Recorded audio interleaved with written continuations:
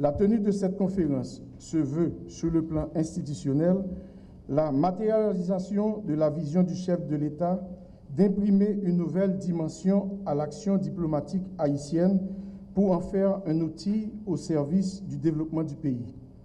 Thème sous lequel nous avons voulu la placer dans la perspective de mieux cibler nos actions et de les rendre opérationnelles dans le cadre de nos rapports avec nos pays amis et nos partenaires techniques et financiers.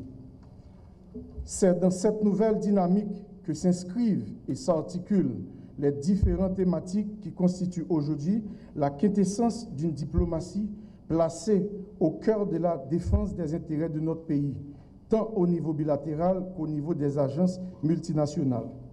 Nous avons, à juste titre, compris qu'il nous serait d'une très grande utilité d'aborder au cours de notre conférence les thématiques suivantes: gouvernance et développement, commerce, investissement et développement, culture et développement, diaspora et développement, coopération et développement, réforme administrative.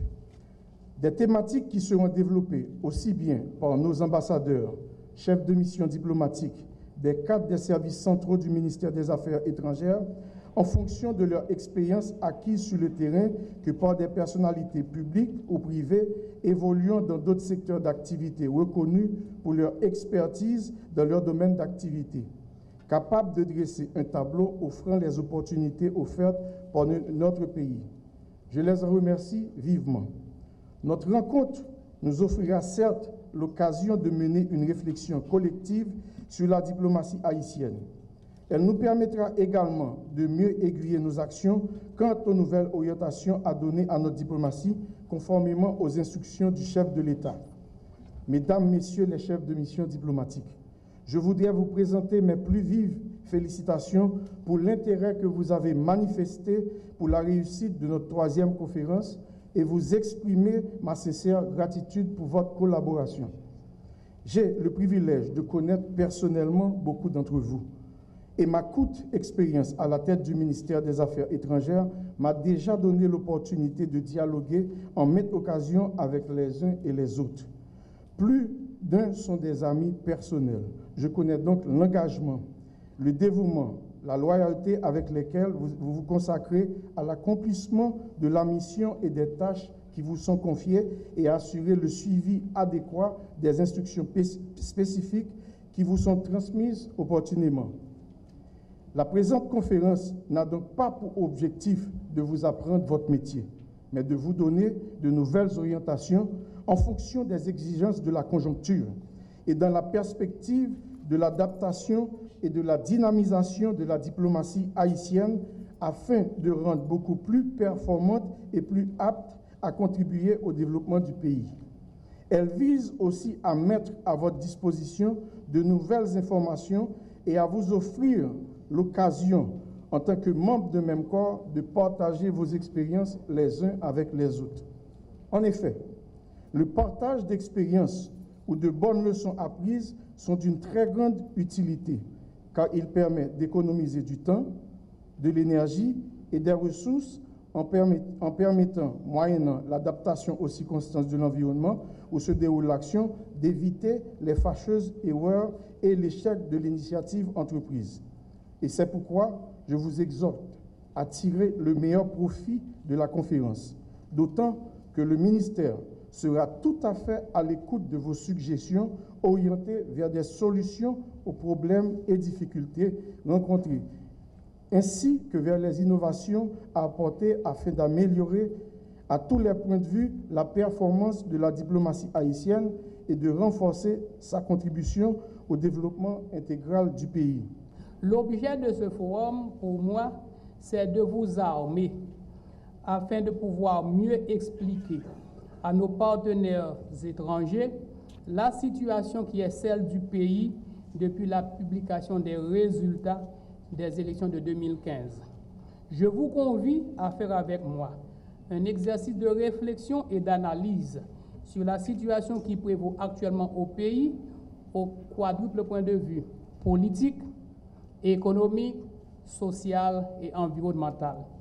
Au point de vue politique, depuis la publication des résultats des élections en novembre 2015, le pays s'est enlisé dans une crise qui menaçait même la stabilité, pour ne pas dire l'existence même du pays.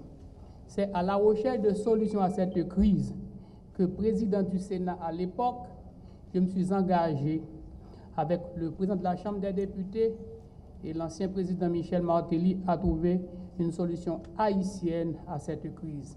Ainsi est né l'accord du 5 février 2016 et quelques jours plus tard, l'Assemblée nationale, dans l'exercice de sa souveraineté, au terme de l'article 98.3 de la Constitution, 98.3 et 149, m'a élu président provisoire avec une mission simple, la reprise du processus électoral avec un mandat de 120 jours maximum.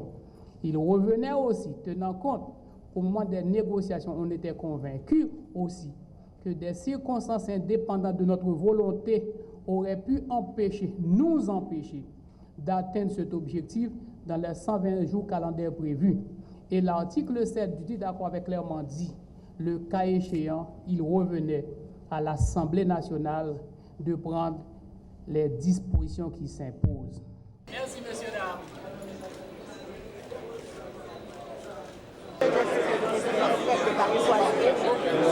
Les élections à venir devraient nous permettre de combler les vides, tant au niveau de l'exécutif, du législatif que du judiciaire.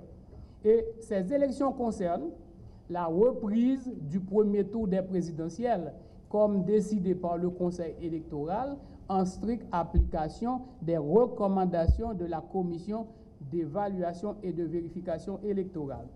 Et elle devrait permettre aussi de renouveler le tiers du Sénat qui arrive à terme le deuxième lundi de janvier et compléter les sièges encore vacants au Sénat d'arriver à la Chambre des députés.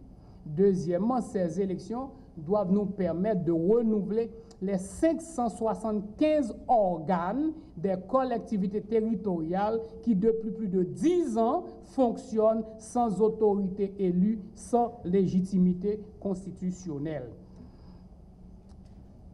La non-tenue de ces élections n'est pas sans danger pour l'avenir démocratique de notre pays. D'ici le deuxième lundi de janvier, si ces élections ne se tiennent pas, le Sénat aura un effectif de 14 sénateurs sur 30, donc sera totalement dysfonctionnel. Qui peut prendre le risque de permettre à ce pouvoir d'État de ne pas être complété et de ne pas pouvoir fonctionner régulièrement à partir du deuxième lundi de janvier?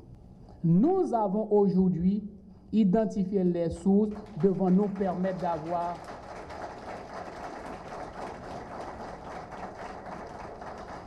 ça ne va pas dire nous obligés de dépenser 55 millions de dollars, non? Mais nous dit clairement ce n'est pas l'argent qui va nous empêcher d'avoir ces élections. Elles seront tenues avec des ressources nationales.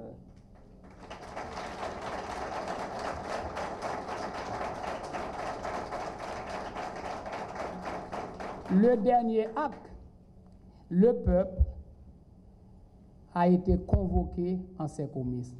Nous n'avons pas dit tête droite 9 octobre, nous avons dit cœur posé, élection 9 octobre 2016. Il faut qu'absolument le 7 février 2016, qu'un président soit installé au Palais national pour finir avec ce cycle d'instabilité qui est la cause principale de nos malheurs pendant ces 30 dernières années. Voici la tâche que je vous confie, mes chers compatriotes, d'aller défendre dans vos pays d'accréditation.